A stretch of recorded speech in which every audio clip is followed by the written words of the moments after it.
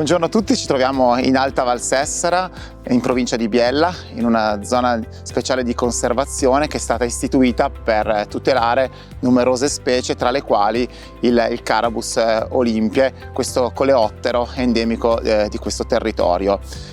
Quest'area è stata interessata dal 2012 al 2015 da un progetto intitolato appunto Life Carabus, che aveva come obiettivo di scoprire quale fosse il miglior sistema di gestione forestale per questa specie che frequenta e vive proprio in questi boschi.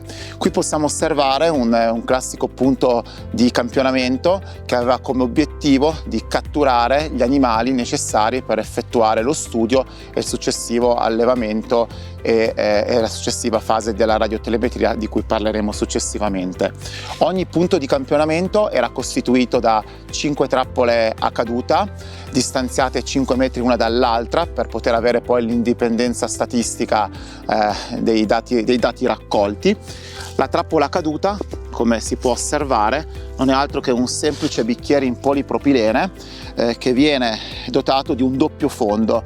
Tendenzialmente negli studi di carattere entomologico si utilizzano trappole a caduta come qui potete osservare, in cui però si sacrificano gli animali catturati. È chiaro che in questo caso, vista la tutela riservata nei confronti della specie, ricordo che è una specie iscritta negli allegati 2 e 4 della direttiva Habitat, pertanto non era possibile sacrificare gli esemplari catturati e quindi ogni trappola caduta veniva dotata di un doppio fondo per consentire la cattura dell'animale, lo studio e poi il successivo rilascio nell'ambiente naturale. Potete osservare che la sostanza che viene utilizzata come attrattore per la specie è del semplice aceto di vino.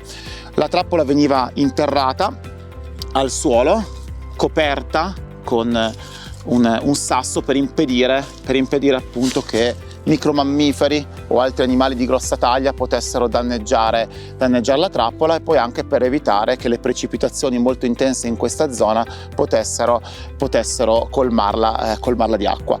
Gli animali catturati venivano successivamente portati in un laboratorio da campo allestito qui appunto nella zona speciale di conservazione dell'Alta Valsessera. Ogni animale veniva fotografato, veniva determinato il sesso dello stesso e poi marcato con una microabrasione elitrale. In questo modo potevamo effettivamente valutare se le catture successive dei giorni seguenti effettivamente fossero catture degli stessi esemplari oppure di esemplari che non avevamo mai in qualche modo catturato. Quindi venivano marcati e successivamente rilasciati nel punto di campionamento. Oltre al monitoraggio degli insetti, quindi stiamo parlando del Carabus olympia, ma anche delle altre specie che appartengono alla cenosi acarabidi di questo territorio, naturalmente abbiamo descritto quelli che sono i parametri ambientali e anche climatici del punto di campionamento.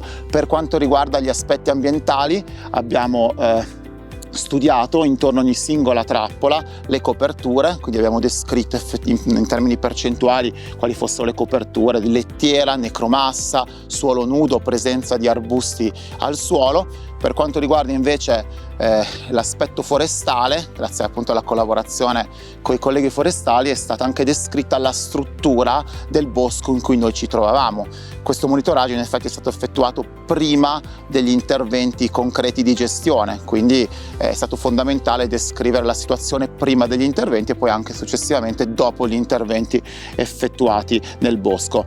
Ma la distribuzione di un insetto è condizionata moltissimo anche da quelli che sono i parametri microclimatici e pertanto ogni punto di campionamento era dotato di un dispositivo data logger. Qui potete osservare il dispositivo data logger fissato su di un paletto a circa 10 cm dal suolo. Questo dispositivo registrava con frequenza oraria la temperatura e l'umidità. In questo modo, in una successiva analisi dei dati, in una successiva analisi statistica, è stato possibile osservare, studiare e dimostrare quali fossero le variabili ambientali che potessero in qualche modo determinare la presenza e l'abbondanza relativa di questa specie.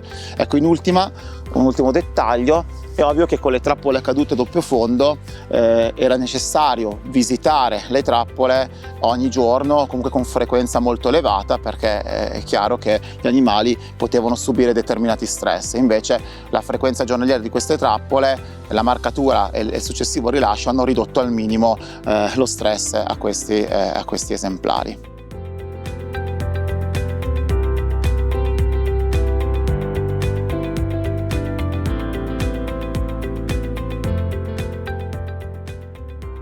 Tra le azioni previste dal progetto Life Carabus non possiamo tralasciare l'allevamento. Si tratta del primo allevamento in situ della specie Carabus olympie, che aveva principalmente due finalità. La prima finalità è la finalità relativa alla ricerca, nel senso che gli animali catturati sono stati allevati per poter approfondire quello che fosse il ciclo di sviluppo della specie, per poi una successiva reintroduzione in natura. L'allevamento è stato effettuato in un locale ristrutturato grazie al finanziamento Life Carabus ad Ibito Nursery, un locale climatizzato in cui veniva mantenuta la temperatura costante di 15-20 gradi. Le coppie, appunto maschio e femmina di Carabus olympie, venivano collocate all'interno di questi contenitori con della terra setacciata, del muschio come riparo, venivano alimentati con chiocciole o frutta. Dopo l'accoppiamento la femmina deponeva circa una decina di uova. Ogni singolo uovo veniva prelevato e posizionato singolarmente all'interno di un contenitore con 5 cm di terra. Questo per evitare il fenomeno molto comune del cannibalismo tra le larve. Le larve venivano successivamente alimentate con chiocciole fino al completamento del ciclo larvale, che prevede 3 stadi distinti. Alla fine delle 3 fasi larvali, la larva al terzo stadio si interrava, si impupava e dopo qualche giorno avveniva il fenomeno dello sfarfallamento, quindi emergeva l'adulto che nelle prime ore è completamente bianco, depigmentato, ma poi successivamente acquisisce le colorazioni caratteristiche della specie, che appunto le conferiscono proprio anche la bellezza nota a tutti quanti.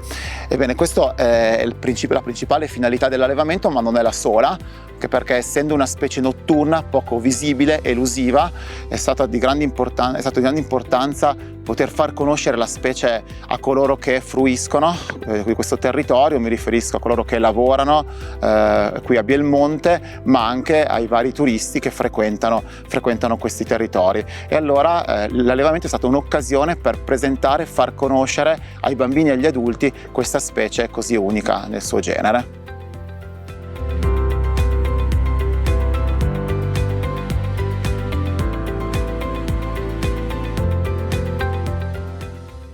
Le premesse conservazionistiche, i dettagli progettuali relativi alle tecniche utilizzate, i risultati e i consigli gestionali che sono emersi da questa indagine sono riportati in questo manuale redatto da coloro che hanno partecipato al progetto. Il manuale è disponibile sotto forma cartacea, ma il documento digitale si può trovare sul sito del progetto, che è www.lifecarabus.eu.